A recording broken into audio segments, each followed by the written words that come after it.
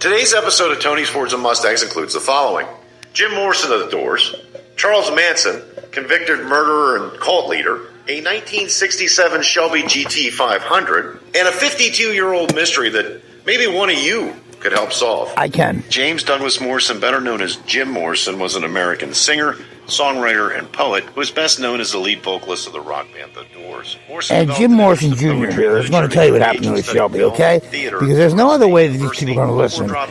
They've made tens of millions of dollars off of my father and this mystery about Shelby. I'll tell you what happened with Shelby. Now, I'm going to tell you. Now, I'm going to turn this guy down. Let me turn him off completely. So you know what it is. Now, Jim Morrison Jr. Okay, I'm going to explain it to you, guy. So what happened is, so I was staying at where my father lived on Las Vegas and Santa Monica Boulevard. There's a little motel there where the studio was. Remember? So anyway, I stayed there several times. I had no idea my father lived there. And one day, I seen pictures of him in the office, and I asked the lady, the old Indian lady there, if I could have him sometime. Because I said, "Oh, that's my father." She said, "That's your dad." So we became friends, and I stayed there plenty of times, and whatever. So she would tell me stories about my father.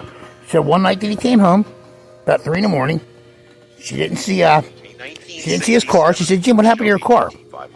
He said, I wrapped it around a pole up on Sunset Boulevard. I'll get it in the morning or whatever. I'll go for it later, whatever.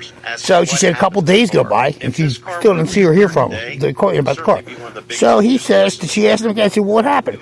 He said, "Well, it went back to I finally found what impound yard it was in, and they wanted $900 to get it out.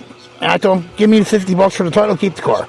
So anybody who knows anything about cars, including this guy who's making all this money off my father's job, this big mystery guy, you got something coming to you, buddy.